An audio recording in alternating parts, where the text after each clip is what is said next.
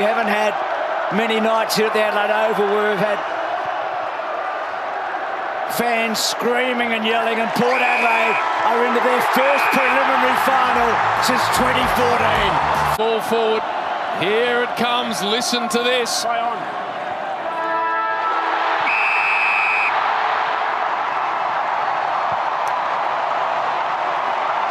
How good.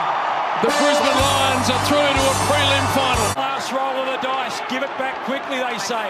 He does. Oh, go down. The clock's going to beat the Dogs. The Saints are going to hang on. What a story this is. This might be as good a win as Collingwood have had since the 2010 grand final. The siren's going to sound.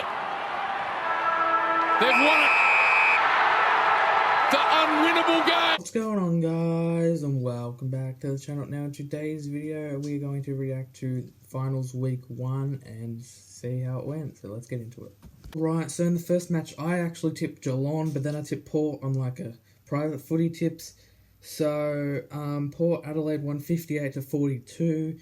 Pretty dominant display. Geelong kind of just looked out of it in that second and third quarter, besides that Dangerfield goal, which gave them some sort of boost, you may have thought. But yeah, they won 58-42 at the Adelaide Oval and progressed through to their first prelim final since 2014. Their second match was Brisbane versus Richmond. Brisbane won surprisingly by 15 points. Now, I tipped the Tigers, but I was hoping Brisbane would win because as a Collingwood supporter, I didn't really want to see Richmond in another prelim, you know. I mean, they are playing the Saints next week. Richmond are. We'll get into that later. Brisbane through to their first prelim final. First final they've won since like 2004 or something. The next final was St Kilda and the Western Bulldogs. This one, I actually thought St Kilda were up by 40 points, right? So I had the TV on, but I wasn't watching. Then I go to look, and it's 10 points. The Bulldogs got within 3 points, and yeah, in the last 10 seconds, as you guys would have already seen, it got very close, but the clock did beat the Dogs, and the Saints did run out in that match. So for that, Bulldogs are eliminated, they're out, and St Kilda progressed through to the semi-final, and they will play Richmond in the semi-final. Whoever wins out of that will play Port Adelaide at the Adelaide Oval in the preliminary final. The last match, obviously, as a Collingwood supporter, you know, backs against the wall against West Coast, and nobody really going to give us a chance or tipping us, and we won by 1 point. I could barely watch the last 2 minutes, especially when they kicked that goal with like 1:17 to go. I was thinking, oh no, not again, not the grand final. But we held on by 1 point and eliminated West Coast, and now we are going to play Geelong, who lost to Port in the semi-final. Whoever wins that will go play Brisbane at the Gabba.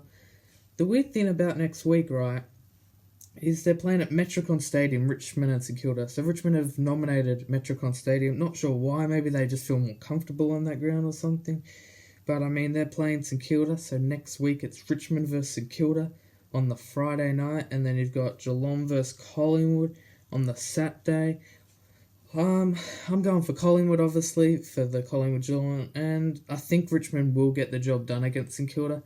It would be great to see St Kilda win, go through their first prelim final in ages, but you just don't see it with Jake Carlisle, Paddy Ryder with the injury, Ben Long's got a week, so he may play.